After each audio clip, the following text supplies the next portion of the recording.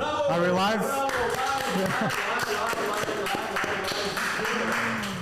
Good morning, everyone. So I'll just do it in English in order for everybody around the world to be able to see this wonderful presentation. Because also, thanks. It's a very special day because it's the third episode of the third season, you know, and also it's my birthday, but that is not important, but still. So as a present, I asked Dr. Shen, please let me be the one who presents this Tuesday because I really want to do this in my birthday. So here I am today with a new What Would You Do case. So once again, before we start, please follow our social media, YouTube, Instagram. We have a ton of content for you guys. It's interesting to see when I took this print screen, we had this amount of subscribers, but now we have more than the double. So it's amazing to see how much we've grown since some months ago. So please follow us on social media and subscribe in order to see all the notifications. And so let's start with the case. So we have a very interesting case today that it's a patient that it's around 50 years old who's very, very afraid of dentists, okay? He comes one appointment, he says that it's gonna be here next Monday, but he's never gonna make it because he has some stuff with his job, he doesn't want to come. So we have to pinpoint exactly what we're gonna do. So it was interesting to see that he had quite interesting demands in terms of aesthetics, but he was very concerned about a specific side of his mouth. And as you can see, we have here three options for you guys to decide. So the first one was an immediate implant placement with provisional crowns. The second one, a delayed approach with a removable denture. And as third option, we had an early implant placement between 4 to 8 weeks with provisional crowns. And it was interesting to see the results because a lot of you guys decided to place the implants after a few months. But actually, I understand why you decided this because unfortunately I did a very small mistake because here it's written left and some of you have noticed, but what I really wanted to say was that it was on the right side. So when we take a closer look to the X-ray, we actually understand that if we go into the left side, things are a bit different, but I want you guys to focus on the right side here, okay? I want you guys to focus that here there's a missing lateral, a missing canine, and a missing premolar. In terms of aesthetics, he said, listen, doc, I want to smile more to the right side. I feel comfortable with the left side, but here I only have one tooth, and then I only have these specific roots that have gained some infections during the years. So I really wanted to first do the right side, and then let's think about the left side. Here, as you can see, you also have the STL files where you can understand that here on this side, he doesn't have any teeth left. And on the other side, on the contrary, he has the lateral and also the canine, okay? Some photos for you guys to take a look and understand how's the buccal part of the right side, okay?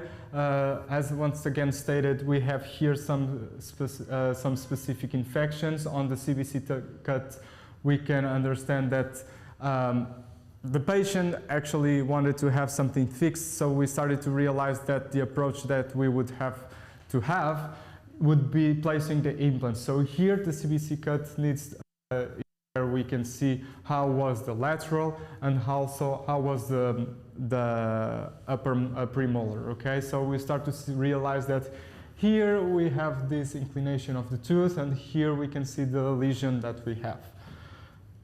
But it's interesting to see that the first thing that we have to do is that we have to consider where I am going to place my teeth. It was interesting, some weeks ago I was at the ITI conference in Singapore and it was amazing, and also I had the opportunity to meet again a lot of colleagues, but there was one presentation that there was specific 3 sentences that I would like to highlight. A presentation made by Professor Irena Saylor. And she said these 3 interesting sentences that I would like to highlight. So a lot of years ago, we had this concept that the person who was in charge was the oral surgeon. So a major concern that we had was that the bone sets the tone. So the guy who's in command was the oral surgery guy. But then, some years later, there was the perio guys that decided, no, the important thing that we have to see is the tissue. So the tissue is the issue.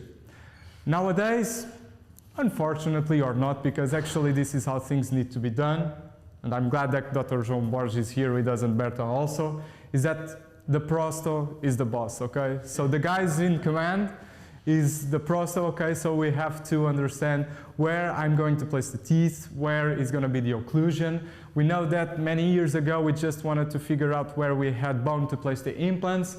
The tissue is also a crucial matter, but the pros is the boss, okay? Never forget that, okay? The oral surgeon and the implantologist has the Ferrari, but the guys who place the crowns are the important guys, okay? So here it's important for us first to do a mock-up and to understand where are we going to place the teeth. So here, as you can see previously, we used the technique for provisionalization that it's called the eggshell provisional technique. And why did we use this? Because, you know, I'm a lazy person. And once Bill Gates told that I choose lazy people to do the hard job because they're always going to try to find a simple way to solve the case. And that's important for you guys to figure out that the most things that you do, if you try to focus on something very complex, you're probably going to screw up the case. So here, I know that in terms of prosto, I'm not the best, so I decided, Mariana, our lab technician, I need your help. Let us do just an eggshell technique. Let us do in a way that we have the provisional crowns already at the position where we want to. That way we can be faster, it can be more comfortable for the patient, and also in terms of aesthetics, we can have an interesting follow-up. Once again, we go into the co-diagnostics program. It's important for us to solve these cases. We have to understand the CBCT. We have to see the 3D examination. Otherwise, with just a panoramic X-ray, we're not able to understand fully how we're going to place the teeth. And after that, we did the pilot drilling protocol here. Of course, that we would be possible to use the fully guided protocol with the different burrs.